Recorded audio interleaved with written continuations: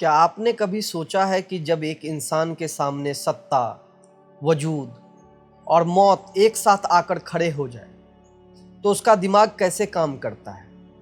क्या आप किसी ऐसे इंसान पर भरोसा कर सकते हैं जो आपकी आंखों में देखकर मुस्कुराए, लेकिन उसके दिमाग में आपकी बर्बादी की 10 अलग अलग चालें चल रही हो? इतिहास गवाह है कि जंगें हमेशा सिर्फ तलवारों, तीरों और तोपों से नहीं लड़ी जाती। असली जंग लड़ी जाती है इंसान की खोपड़ी के अंदर, न्यूरॉन्स, डर, लालच और एहसास के उस बारीक जाल में जिसे हम मनोविज्ञान यानी साइकोलॉजी कहते हैं। आज से लगभग 1800 साल पहले दूसरी और तीसरी सदी के चीन में एक ऐसा दौर आया जब पूरा देश आग की लपटों में घिर गया। हान राजवंश का पतन हो चुका था और पूरे साम्राज्य पर कब्जा करने के लिए 3 महाशक्तियां आपस में टकराई। इस दौर को इतिहास में 3 किंगडम्स यानी 3 साम्राज्यों का काल कहा जाता है। 14वीं सदी में लो गुआंगझोंग ने इस पूरे दौर को एक कालजीय महाकाव्य में पिरोया जिसे हम जानते हैं रोमांस ऑफ द 3 किंगडम। लेकिन आज हमारे इस ऑडियो बुक का मकसद आपको सिर्फ कोई पुरानी ऐतिहासिक कहानी सुनानी नहीं है। आज हम उस 1800 साल पुरानी दास्तां की परतों को चीरकर इंसान के दिमाग का पोस्टमार्टम करने वाले हैं। इस महाकाव्य की शुरुआत एक बेहद रहस्यमयी और दार्शनिक वाक्य से होती है। दुनिया का ये अटल नियम है, जो साम्राज्य लंबे समय तक विभाजित रहता है वो एक दिन एकजुट होता है, और जो बहुत लंबे समय तक एकजुट रहता है वो एक दिन टुकड़ों में बंट जाता है। ये सिर्फ राजनीति का नियम नहीं है, ये हमारे दिमाग, हमारे रिश्तों और समाज की साइकोलॉजी है। जब समाज में स्थिरता आती है तो इंसान का ईगो, लालच और सत्ता की भूख भीतर से सिस्टम को सराहने लगती है। हान साम्राज्य जब टूटा तो अराजकता फैल गई। कोई किसी पर भरोसा नहीं कर सकता था। हर इंसान सर्वाइवल मोड में था। जब इंसान सर्वाइवल मोड में जाता है तो उसके दिमाग का प्रीफ्रंटल कॉर्टेक्स यानी सही गलत का फैसला करने वाला हिस्सा पीछे छूट जाता है और प्रिमिटिव एमिगडाला हावी हो जाता है। वहां या तो आप शिकारी बनते हैं या शिकार। इस दौर ने 3 ऐसे किरदारों को जन्म दिया जिनकी साइकोलॉजी आज भी दुनिया भर के मनोवैज्ञानिकों, लीडर्स और कॉरपोरेट साइकोलॉजिस्ट के लिए सबसे बड़ा केस स्टडी है। पहला किरदार काओ काओ, जो मैकियावेलियन माइंडसेट, क्रूर व्यवहारिकता और गहरे पैरानोइया का प्रतीक है। दूसरा किरदार लुई बेई, जो हाई इमोशन इंटेलिजेंस, सहानुभूति और नैतिक लीडरशिप का चेहरा बना। और तीसरा किरदार झुगे लियोंग, जिसे आज के इतिहास का सबसे बड़ा साइकोलॉजिकल वारफेयर मास्टर और स्ट्रेटेजिस्ट माना जाता है। आइए इंसान के दिमाग की उस अंधेरी और उलझी हुई दुनिया में कदम रखते हैं, जहां हर फैसला जिंदगी और मौत के बीच का फासला तय करता है। काओ काओ को इतिहास में अक्सर एक खलनायक की तरह देखा जाता है, लेकिन अगर साइकोलॉजी के नजरिए से देखें तो वो डार्क ट्रॉयड यानी मैकियावेलिज्म, नार्सिज्म और साइकोपैथी के मिश्रण का सबसे सटीक उदाहरण था। मैकियावेली ने अपनी किताब द प्रिंस में सदियों बाद जो लिखा, काओ काओ उसे सदियों पहले जी रहा था। उसका सीधा सिद्धांत था, परिणाम ही सब कुछ है, साधन चाहे जो भी हो। काओ काओ का सबसे कुख्यात और प्रसिद्ध बयान था, मैं पूरी दुनिया के साथ धोखा कर सकता हूँ, लेकिन मैं इस दुनिया को अपने साथ कभी धोखा नहीं करने दूंगा। इस वाक्य को गहराई से समझिए। ये सिर्फ क्रूरता नहीं है, ये अत्यधिक असुरक्षा और पैरानोइया का चरम रूप है। जब कोई इंसान सत्ता के शीर्ष पर पहुंचता है तो उसके भीतर एक मनोवैज्ञानिक डर घर कर जाता है, कॉग्निटिव डिस्टॉर्शन, जिसे परसिक्यूटरी डेल्यूजन कहते हैं। उसे हर परछाई में एक कातिल नजर आने लगता है। काओ काओ के जीवन का एक मशहूर वाकया है, जब वो शुरुआती दिनों में अपनी जान बचाकर भाग रहा था तो उसने अपने पिता के एक पुराने दोस्त लू बोशे के घर पनाह ली। रात के सन्नाटे में काओ काओ की आंख खुली तो उसने बाहर चाकू की धार तेज करने की आवाज सुनी। साथ ही किसी ने फुसफुसाते हुए कहा, इसे बांधो और फिर कत्ल करो। काओ काओ के पैरानॉइड दिमाग ने तुरंत निष्कर्ष निकाला कि ये लोग उसे पकड़कर दुश्मनों के हवाले करने और मारने की योजना बना रहे हैं। उसने एक पल भी नहीं सोचा, तलवार निकाली और उस परिवार के हर एक सदस्य को मौत के घाट उतार दिया। लेकिन जब वो खून से सनी तलवार लेकर पीछे के बाड़े में गया तो उसने देखा कि वहां एक सूअर बंधा हुआ था। वे लोग काव काव के स्वागत के लिए दावत की तैयारी में उस सूअर को काटने वाले थे। सामान्य इंसान इस गलती पर पछतावे से टूट जाता, लेकिन काव काव की प्रतिक्रिया क्या थी? उसने जब लू बोशे को रास्ते में लौटते देखा तो उसने उसे भी मार डाला ताकि वो जाकर दूसरों को खबर ना कर दे। यह है कोल्ड कॉग्निशन, जहां भावनाएं पूरी तरह शून्य हो जाती है और केवल अपनी सुरक्षा व सत्ता का गणित बचता है।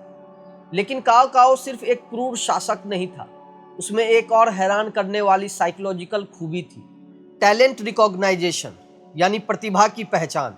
वो अपने सबसे कट्टर दुश्मनों की काबिलियत की भी खुलकर तारीफ करता था और उन्हें अपने पाले में लाने के लिए सब कुछ न्योछावर करने को तैयार रहता था। जब उसने महान योद्धा गुआन यू को बंदी बनाया तो उसने उसे मारने के बजाय सोने, घोड़ों और सम्मान से लाद दिया। काव काव जानता था कि नफरत और ईगो के परे रखकर हुनर का इस्तेमाल कैसे किया जाता है। वो इंसानी लालच, डर और वफादारी की कीमत अच्छी तरह समझता था। लेकिन क्या केवल डर, कूटनीति और शक के दम पर इंसान दिलों पर राज कर सकता है? इतिहास कहता है नहीं, क्योंकि जब दुनिया में काव काव जैसा खौफनाक दिमाग राज कर रहा था, उसी वक्त उसके बिल्कुल उलट एक और सोच जन्म ले रही थी। काव काव की तलवार और खौफ के बरक्स जो दूसरा चेहरा उभर कर सामने आया, वो था लियू बेई।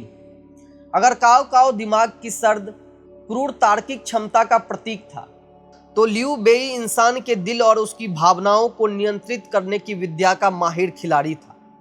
आधुनिक मनोविज्ञान में हम इसे हाई इमोशनल इंटेलिजेंस और करिश्माई नेतृत्व कहते हैं। लियू बेई के पास शुरुआत में ना कोई बड़ी सेना थी, ना पुश्तैनी जागीर और ना ही असीमित धन दौलत। वो एक साधारण बुनकर का बेटा था जो चटाइयाँ और जूते बेचकर गुजारा करता था। लेकिन उसके पास एक ऐसी मनोवैज्ञानिक पूंजी थी जो काव काव के पास कभी नहीं आ सकी। लोगों के मन में अपनी निष्ठा और अपने प्रति गहरा समर्पण पैदा करने की क्षमता। इसकी शुरुआत होती है इतिहास के सबसे मशहूर घटना से, पीच गार्डन की शपथ, oath of the peach garden. आडू के खिले हुए बगीचे में लियू बेई ने दो अजय योद्धाओं गुआन यू और झांग फी के साथ खून की शपथ ली।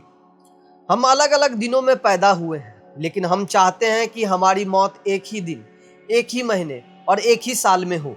साइकोलॉजिकल नजरिए से देखें तो लियू बेई ने केवल दो साथी नहीं चुने थे, उसने ग्रुप कोहेशन और साझा पहचान का एक ऐसा अटूट सुरक्षा चक्र बनाया जिसे सत्ता का कोई लालच नहीं तोड़ सका। जब काव काव ने गुआन यू को असीमित दौलत और खिताब देकर अपनी तरफ खींचने की कोशिश की तो गुआन यू ने यह सब कुछ ठुकरा दिया और अपने गरीब भाई लियू बेई के पास वापस लौट गया। काव काव की ताकत जहां ट्रांजैक्शनल यानी कि लेन देन पर आधारित थी, वहीं लियू बेई का प्रभाव ट्रांसफॉर्मेशनल था। वो लोगों को एक बड़े नैतिक मकसद का हिस्सा महसूस कराता था। लेकिन यहाँ एक गहरा मनोवैज्ञानिक सवाल उठता है, क्या लियू बेई का ये परोपकार पूरी तरह वास्तविक था या फिर ये इंप्रेशन मैनेजमेंट का सबसे परिष्कृत रूप था? जब काव काव की विशाल सेना ने लियू बेई पर हमला किया तो लियू बेई अपनी सेना के साथ तेजी से भागकर अपनी जान बचा सकता था, लेकिन उसने अपने पीछे आने वाले लाखों आम नागरिकों को छोड़ने से इनकार कर दिया। उसके सलाहकारों ने कहा, नागरिकों की भीड़ की वजह से हमारी रफ्तार धीमी हो रही है, सेना हम तक पहुंच जाएगी। लियू बेई ने जवाब दिया, कोई भी बड़ा साम्राज्य लोगों को मारकर नहीं, उनका दिल जीतकर बनाया जाता है।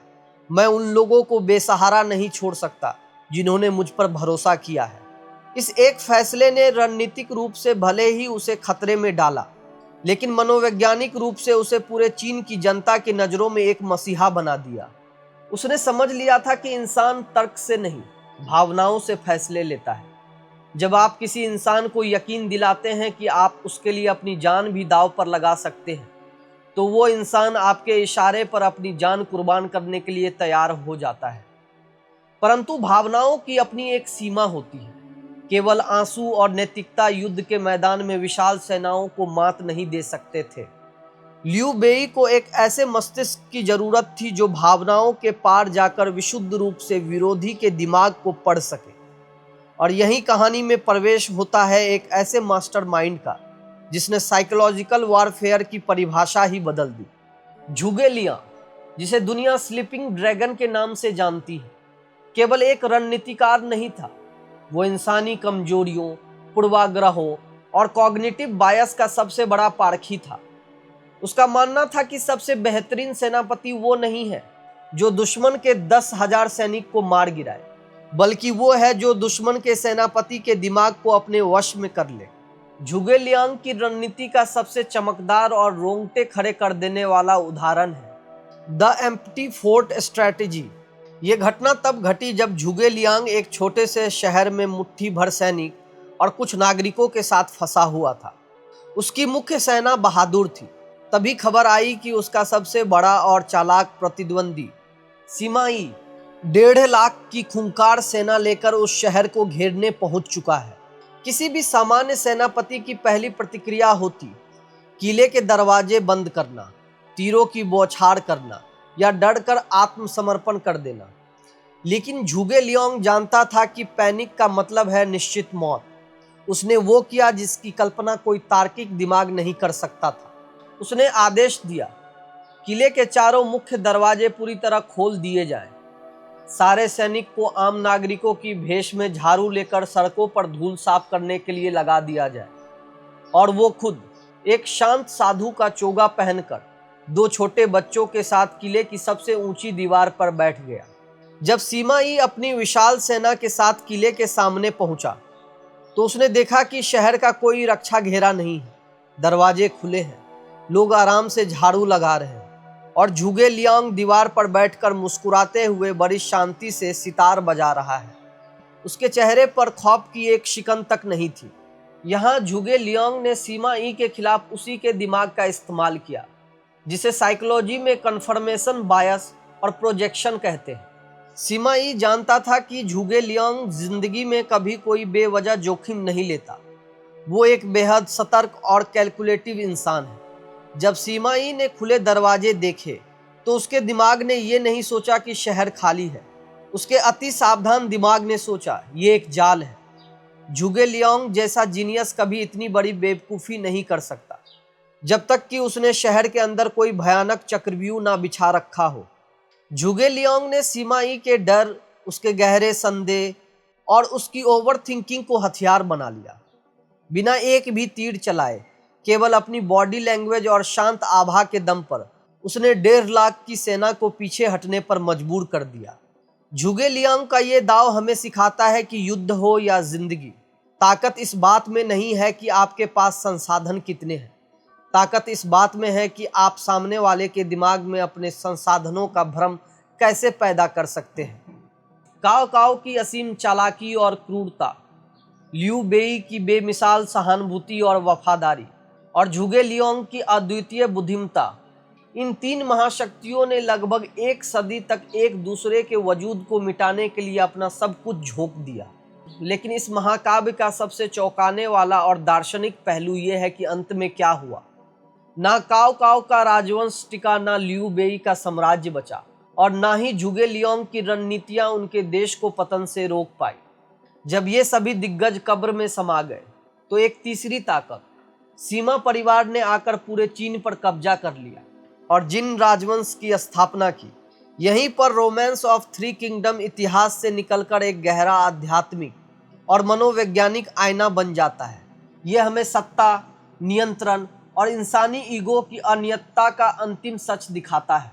इस पूरी दास्तान से हमारे आज के जीवन और करियर के लिए 3 सबसे बड़े साइकोलॉजिकल सबक निकलते हैं। अति नियंत्रण का भ्रम, काओ काओ की तरह आप दुनिया के हर खतरे को भांपने की कोशिश करते हैं, लेकिन जब आपका दिमाग अत्यधिक पैरानोइया और शक से घिर जाता है तो आप अपने ही बनाए जाल में फंस जाते हैं। हर चीज को कंट्रोल करने की चाहत इंसान को भीतर से खोखला कर देती है। सहानुभूति की ताकत और सीमा, लियू बेई हमें सिखाता है कि लोगों के साथ भावनात्मक जुड़ाव ही आपको सच्चा लीडर बनाता है, लेकिन भावनाओं में बहकर लिए गए फैसले जैसे अपने भाइयों की मौत के बदले में गुस्से में आकर गलत युद्ध छेड़ना सब कुछ तबाह भी कर सकते हैं। इमोशन के साथ विवेक का संतुलन जरूरी है। मनोवैज्ञानिक स्थिति ही आपकी असली ढाल है। झुगे लियोंग की खाली किले की रणनीति साबित करती है कि सबसे बड़े संकट में भी अगर आप अपनी घबराहट पर काबू पा लें और शांत रहें तो आप किसी भी भारी से भारी दबाव को केवल अपनी मानसिक स्पष्टता से परास्त कर सकते हैं। जिंदगी भी थ्री किंगडम्स के उस दौर से अलग नहीं है। यहाँ रोज हमारे भीतर महत्वाकांक्षा, नैतिकता और रणनीति का एक नया युद्ध छिड़ता है। जीत उसी की होती है जो दूसरों को जीतने से पहले अपने खुद के मन, अपने डर और अपना ईगो को जीतना सीख लेता है। उम्मीद है romance of the three kingdoms और इंसानी दिमाग के इस मनोवैज्ञानिक विश्लेषण ने आपको सोचने का एक नया नजरिया दिया होगा। अगर आपको मनोविज्ञान, सत्ता और इंसानी फितरत से जुड़ी ये दास्तान पसंद आई है तो इस ऑडियो बुक को लाइक ज़रूर करें और अपने उन दोस्तों के साथ शेयर करें जो किताबों, रणनीतियों और इंसानी साइकोलॉजी को गहराई से समझना पसंद करते हैं। इस सैटरडे हम book romance of three kingdoms पर अपना पूरा विश्लेषण लेकर आने वाले हैं। ऐसी ही ज्ञानवर्धक ऑडियो बुक सुनने के लिए हमारे चैनल को सब्सक्राइब करना ना भूलें। तब तक के लिए अपना ख्याल रखिए, अपने दिमाग को समझते रहिए। धन्यवाद। जय हिंद।